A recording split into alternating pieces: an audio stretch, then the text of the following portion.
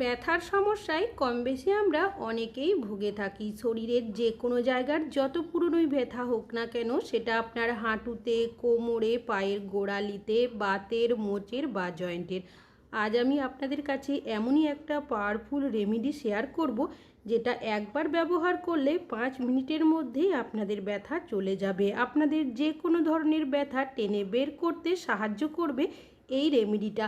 তাছাড়াও এই রেমেডিটা আপনারা বাড়িতে খুব সহজে বানিয়েও নিতে পারবেন, এমনকি ব্যবহার করার পদ্ধতিটাও খুবই সহজ। আমাদের অনেকেরই ব্যথার সমস্যা রয়েছে, যার কারণে আমরা অনেকেই পেন কিলার, ব্যথা দূর করার ক্রিম, ওষুধ বা স্প্রে ব্যবহার করি। তবে 1 থেকে 2 দিন ব্যথা একটু ঠিক হয়ে গেলেও আবারও কিন্তু ব্যথার সমস্যায় ভুগতে হয়। তবে আপনারা যদি আমার ব্যবহার করার পদ্ধতিতে এই রেমেডিটা বাড়িতে একবার ব্যবহার করে নেন, আপনাদের যে কোনো ধরনের ব্যথা কিন্তু চিরতরে আপনারা দূর করে নিতে পারবেন।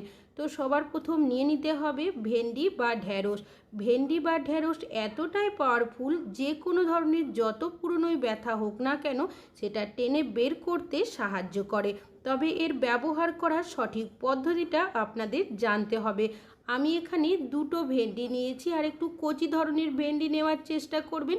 ভেন্ডির সামনের এমনকি পিছনের অংশটা কেটে বাদ দিয়েছি। এই ভেন্ডি বা ঢেঁড়স কিন্তু আজ আমি দুটোভাবে আপনাদের ব্যবহার করে দেখাবো। একটা ভেন্ডি আমি ছোট টুকরো করে কেটে নিয়েছি, একটা পাত্রের মধ্যে সাইডে রেখেছি।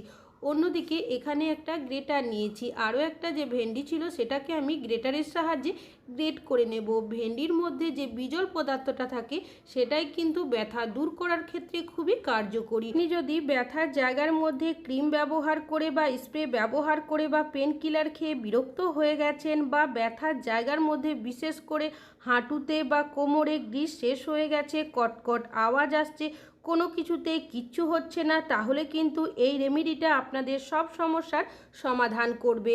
তো আমি এখানে ভেন্ডিটাকে গ্রেট করে নিয়েছি, চাইলে আপনারা থেতো করেও ব্যবহার করতে পারেন। এবার নিয়েছি এখানে লবণ, সামান্য পরিমাণের লবণের মধ্যে দিয়েছি। লবণ কি করবে, বিষ ব্যথা দূর করতে সাহায্য করবে। অনেক সময় দেখবেন হাতে পায়ে যদি চোট লেগে যায়, সেই জায়গাটার মধ্যে ব্যথা তো করে, তার পাশাপাশি সেই জায়গাটা অনেক বেশি ফুলে ওঠে, সেই ফোলা ভাবটাকেও অনেকটাই কম করবে। খুব ভালো করে আমি ভেন্ডির সাথে লবণটাকে মিশিয়ে নিয়েছি, আর একটা বিজল পদার্থ বেরিয়েও গেছে। পাত্রটাকে সাইডে রেখেছি। অন্যদিকে আরও একটা পাত্র নিয়েছি, এর মধ্যে দিয়ে দিচ্ছি কিছুটা পরিমাণের হলুদ গুঁড়ো। হলুদ গুঁড়ো প্রদাহ কমায়, এমনকি ব্যথা উপশম করতে সাহায্য করে। আর নিয়ে নেব সামান্য পরিমাণের কালো জিরে। কালো জিরে কী করবে, ব্যথা কম করবে, বিশেষ করে আমাদের বাতের ব্যথার মতো কঠিন ব্যথাও কিন্তু কম করতে সাহায্য করে। খুব ভালো করে এভাবে একটু মিশিয়ে নেব। আর নিয়ে নেব কিছুটা পরিমাণের লবঙ্গ। অনেকেরই দেখবেন হাঁটুর মধ্যে বা কোমরের মধ্যে গ্রিস শেষ হয়ে যায়, সেই গ্রিস বানাতেও সাহায্য করবে এই লবঙ্গ। তবে ডাইরেক্ট ব্যবহার না করে এটাকে আপনারা একটু থেতো করে তারপর এর মধ্যে দিয়ে দেবেন। খুব ভালোভাবে এগুলোকে একটু নাড়াচাড়া করে মিশিয়ে নেব। ব্যথার সমস্যায় অনেকে ভুগে থাকি, বিভিন্ন ধরনের পেন কিলার, বিভিন্ন ধরনের ওষুধ বা স্প্রে ব্যবহার করি। 1 থেকে 2 দিন ঠিক হয়ে গেলেও আবারও ব্যথার সমস্যার মধ্যে পড়তে হয়। আপনারা যদি আমার ব্যবহার করার পদ্ধতিতে স্টেপ বাই স্টেপ রেমেডিটা একবার ব্যবহার করে নেন, আপনাদের যে কোনো ধরনের যত পুরনোই ব্যথা হোক না কেন খুব সহজেই চলে যাবে। এখানে দিয়েছি কিছুটা পরিমাণে সর্ষের তেল। সর্ষের তেল হাড়কে মজবুত করবে, এমনকি গ্রিস বানাতেও সাহায্য করবে। খুব ভালোভাবে মিশিয়ে নেওয়ার পর এই পাত্রটাকে আমি গ্যাসের মধ্যে বসিয়ে দেব। গ্যাসের ফ্লেমটাকে মিডিয়ামে রেখে এটাকে নাড়াচাড়া করে খুব ভালো করে ফুটিয়ে নিতে হবে। যখন দেখবেন এখান থেকে একটা সুন্দর গন্ধ বেরোবে আর ধোয়ার মতো তৈরি হবে, তখন কি করবেন, আগে থেকেই যে ভেন্ডির মিশ্রণটা বানিয়ে রেখেছিলেন সেটা দিয়ে দেবেন। আর এটা কিন্তু এর আগে দেবেন না, এই পর্যায়ে কিন্তু এটাকে মেশাতে হবে। তারপর আবারও 1 মিনিট নাড়াচাড়া করে এটাকে খুব ভালোভাবে মিশিয়ে নিতে হবে। যখন খুব ভালোভাবে মিশে যাবে তখন গ্যাসের ফ্লেমটাকে বন্ধ করে পাত্রটাকে সাইডে নামিয়ে রাখবেন, যাতে করে মিশ্রণটা একটু ঠান্ডা হয়ে যায়। অন্যদিকে এখানে একটা পাত্র নিয়েছি, এর মধ্যে দিয়ে দিয়েছি বেশ কিছুটা পরিমাণের নর্মাল জল, আর যে ভেন্ডির টুকরোগুলো রেখেছিলাম সেগুলো দিয়েছি। সামান্য পরিমাণের লবণ দিয়ে এটাকে খুব ভালো করে মিশিয়ে নেব। খুব ভালো মতো যখন এটা মিশে যাবে তারপর এই পাত্রটাকে গ্যাসের মধ্যে বসিয়ে দেব। গ্যাসের ফ্লেমটাকে মিডিয়ামে রেখে এটাকে খুব ভালো করে 1 মিনিট মতো ফুটিয়ে নেব।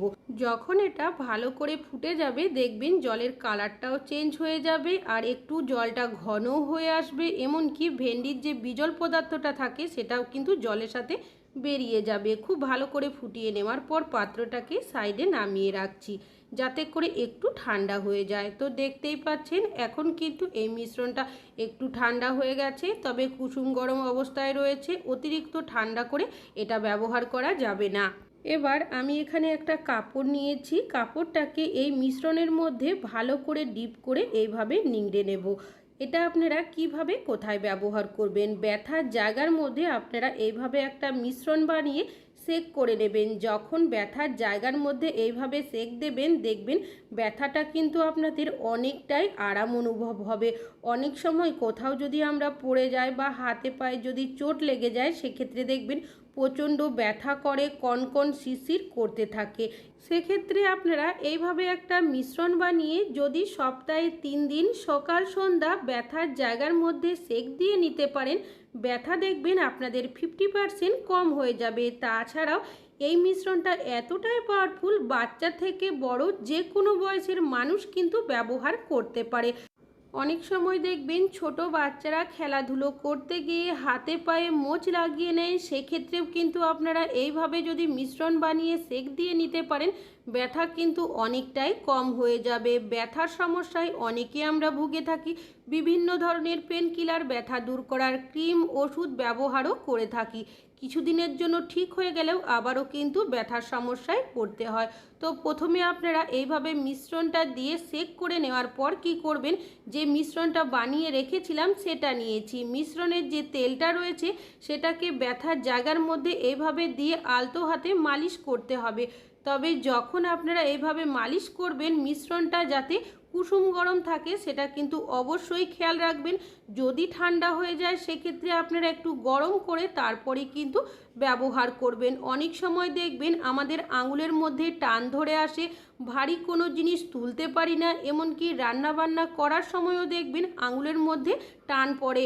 তাছাড়াও প্রচণ্ড ব্যথা করার সাথে সাথে দেখবেন ব্যথার জায়গার মধ্যে অনেক সময় কনকন শিরশির করতে থাকে।